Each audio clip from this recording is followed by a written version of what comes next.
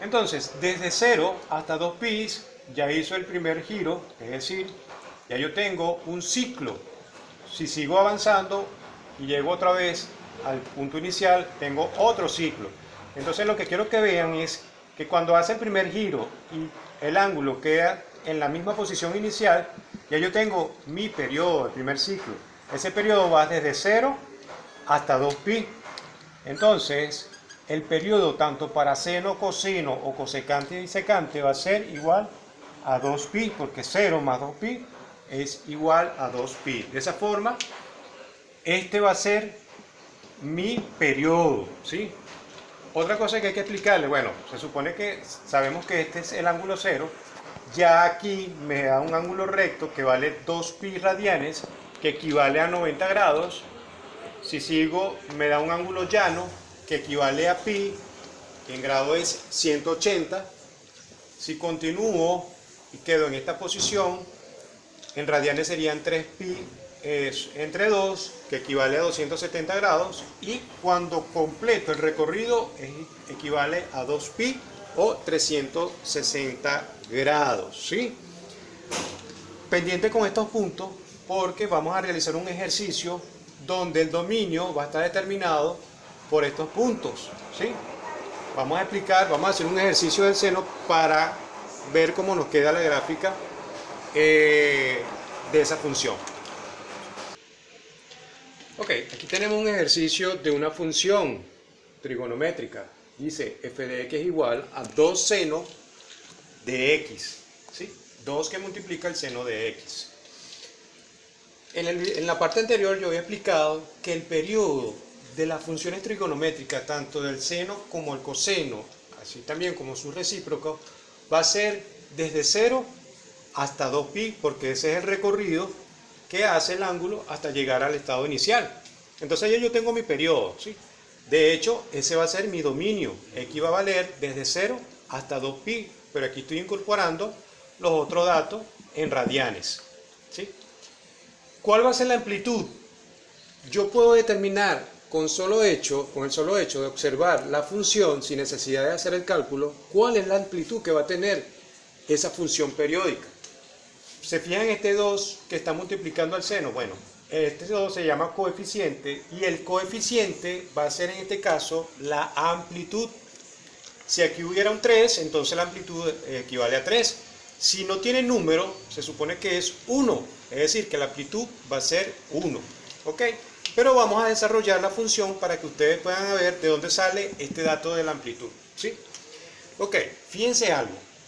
Estos datos están en radianes, pero la función, para calcularla, hay que hacer la conversión a grados.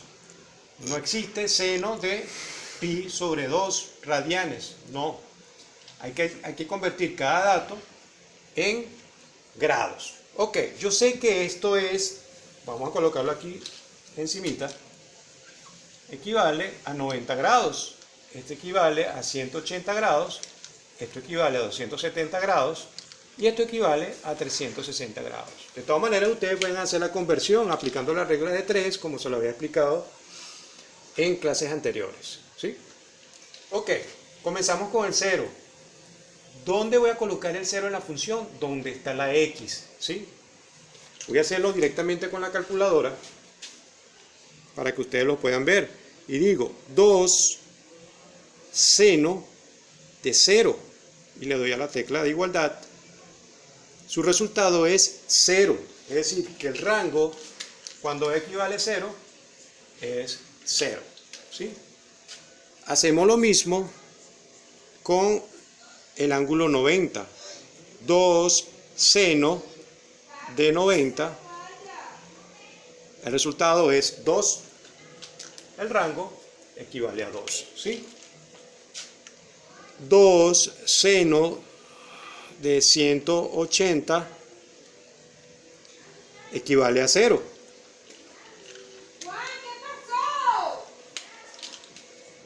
Y 2 seno de 270 equivale a menos 2.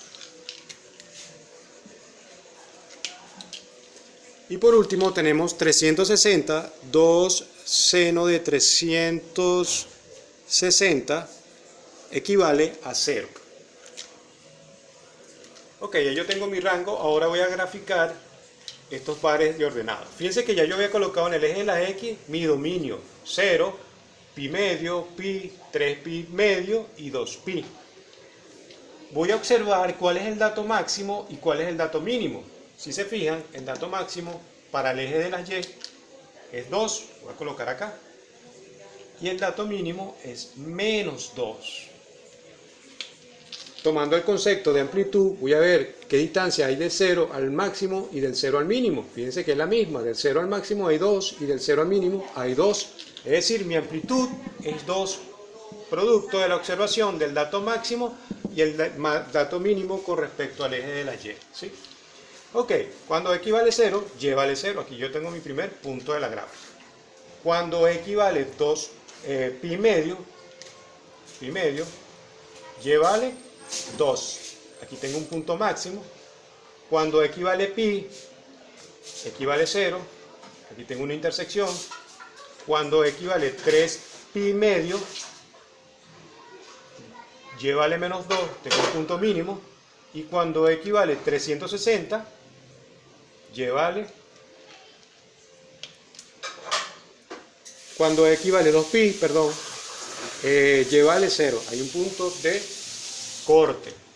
Hago la gráfica, uno los puntos, comienzo desde el 0, subo, vuelvo a bajar, continúo hacia abajo y vuelve a subir. Fíjense que este ciclo se repite.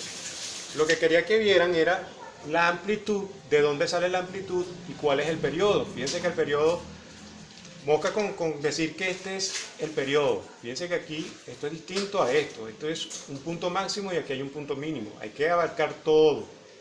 El comportamiento es punto máximo, punto mínimo, vuelve a repetirse, punto máximo, punto mínimo. Entonces el periodo va desde 0 hasta 2pi, porque es el patrón que se va a repetir en toda la gráfica, en todo el resto de la gráfica.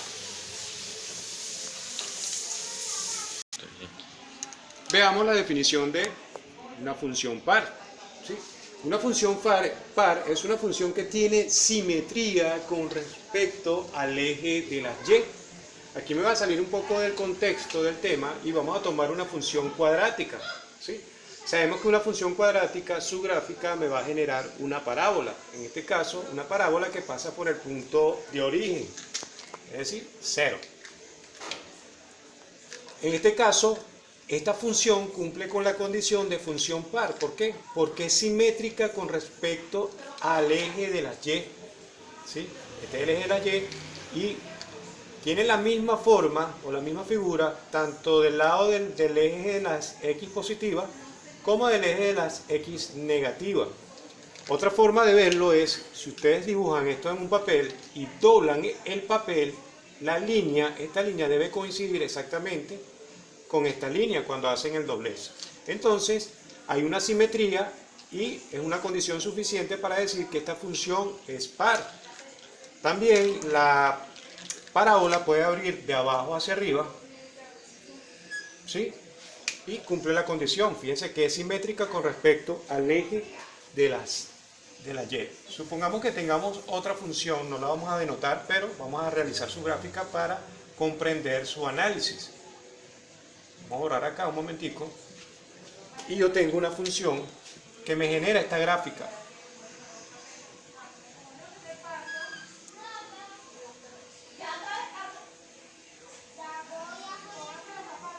¿Sí? Fíjense que corta el eje de la Y y, bueno, debería quedar un poco más exacto, pero es simétrica porque de este lado se dibuja lo mismo que se dibuja del lado del eje de las X negativas. Entonces, estamos hablando de que es una función par. Una función impar es una función que tiene simetría, pero con respecto al punto 0, es decir, al punto del origen. Ya no es Y, sino el punto de origen. ¿Sí?